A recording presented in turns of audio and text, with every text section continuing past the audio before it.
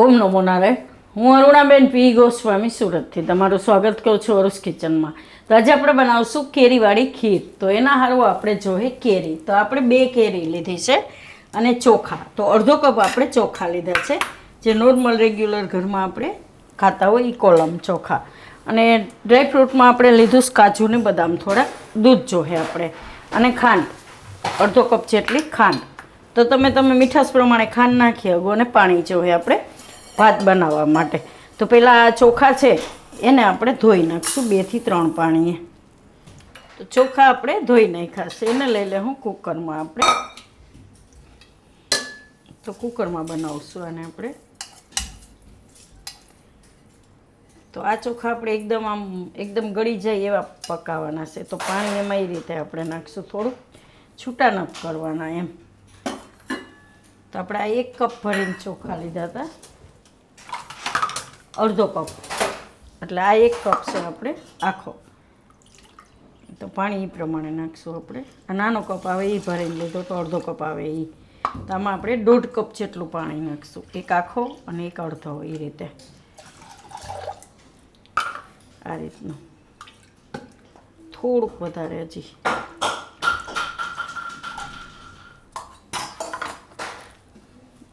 આ રીતના આપણે આટલું પાણી નાખવાનું. તો હવે કુકર મૂકી દેવું આપણે.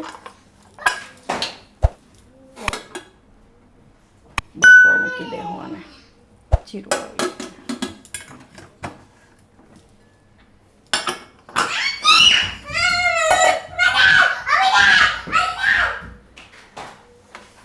તો ગેસ ચાલુ કરી દેવું.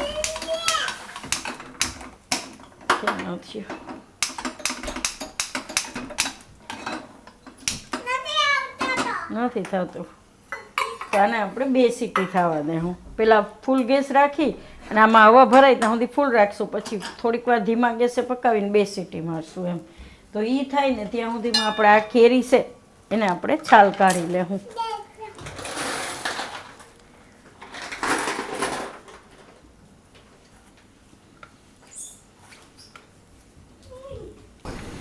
તો આને આપણે છાલ કાઢી લીધી છે. હવે ટુકડા કરી લેવું એના.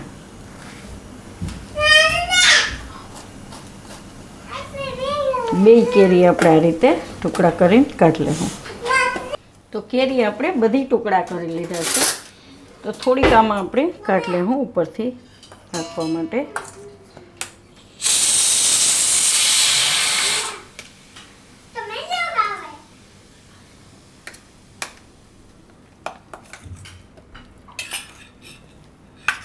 હવે થોડુંક કેસર નાખશું આપણે આમાં. તો દૂધમાં પલાળીને રાખી દે હું. થોડુંક મસ્ત આમ સુગંધ સરસ આવશે કેરીને કેસર.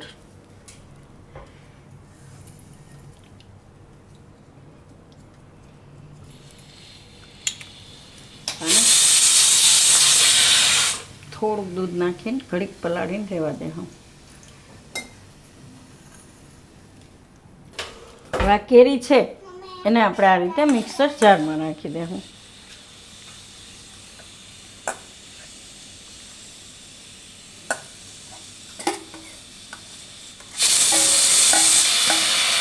ગેસ બંધ કરી દેવું.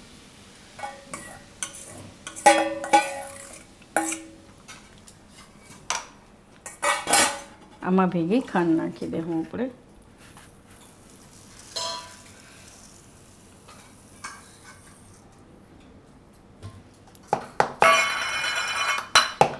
થોડુંક દૂધ નાખીને પીસી લેવું એને.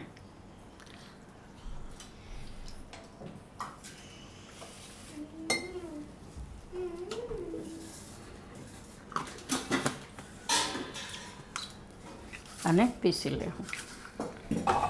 તો આને આપણે પીસી લીધું સારી રીતનું. આને અત્યારે સાઈડમાં રહેવા દેવું. અને કાજુ બદામ છે એને આપણે થોડુંક ખાંડી લેવું. આમાં થોડોક ભૂકો કરી લેવું. તો આને આપણે આ રીતનો ભૂકો કરી લીધો છે. હવે કુકર જોઈ લેવું ઉતારીને. થોડું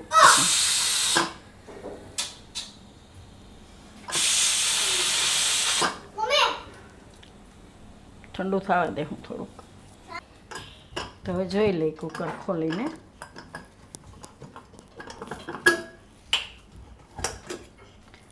તો ભાત એકદમ આ રીતના બફાઈ જવા જોઈએ, એકદમ સરસ. તો થોડાક ચમચાથી એને આ રીતે કરી લેવાનું.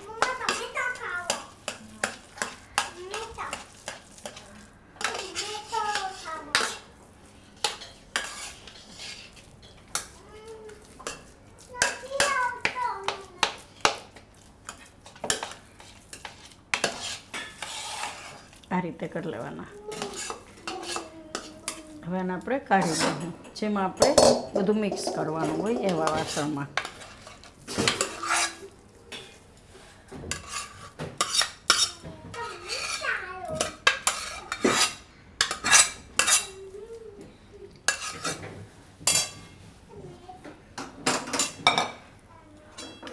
હવે આમાં આપણે નાખી દઈશું આ કેસરવાળું દૂધ.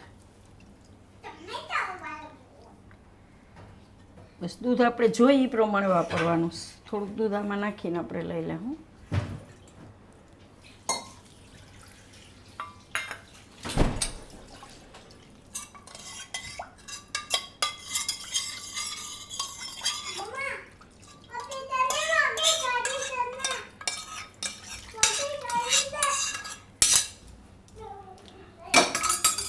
હવે ગેસ ચાલુ કરશું.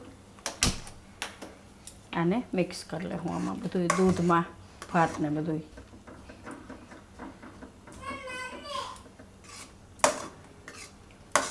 જરૂર પડે એ પ્રમાણે બીજું દૂધ નાખવાનું એમ.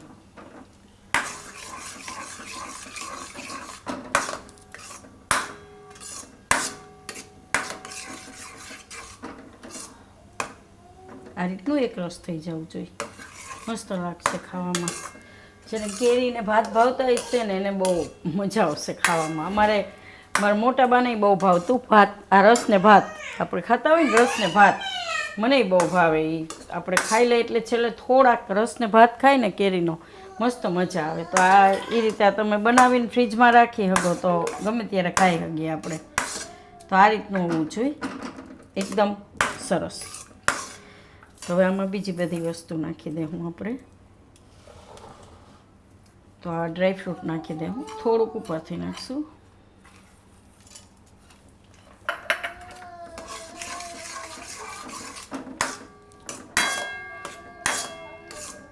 હવે આપણે જે કેરી પીસીને રાખ્યું છે એ નાખી દઉં. ખાંડ ને બધું આમાં છે.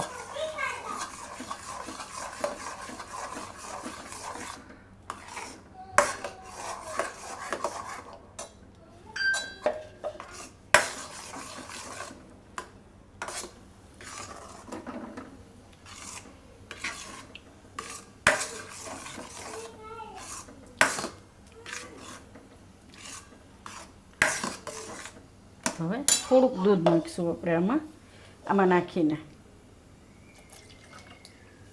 આ રીતે.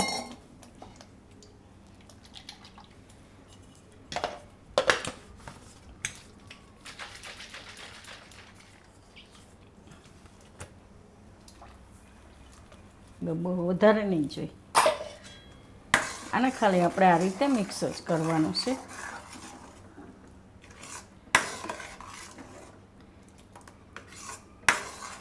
થોડી વાર ઉકાળશું અને ખાલી 2 મિનિટ જેવું જ.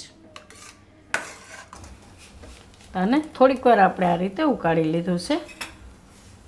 હવે ગેસ બંધ કરી દઉં.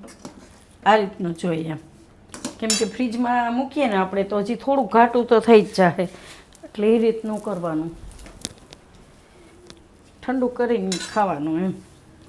આને ઉતારી લેવું નીચે, મસ્ત લાગશે ખાવામાં. કાઢી લે હું વાટકામાં.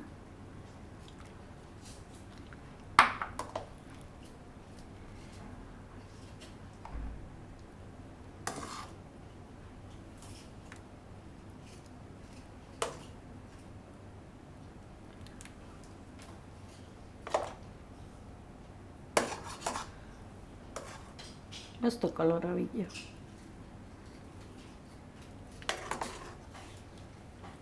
કેસર ને કેરી મસ્ત સુગંધ આવે એકદમ.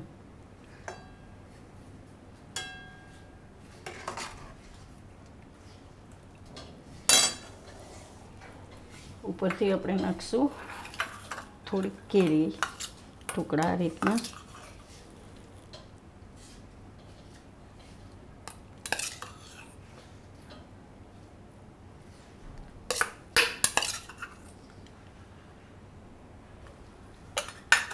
થોડુંક નાખશું ડ્રાય ફ્રૂટ્સ, કાજુ ને બદામ.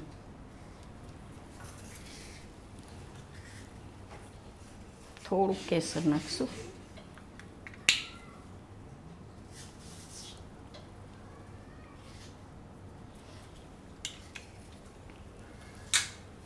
તો તૈયાર છે આપણી કેરીની ખીર.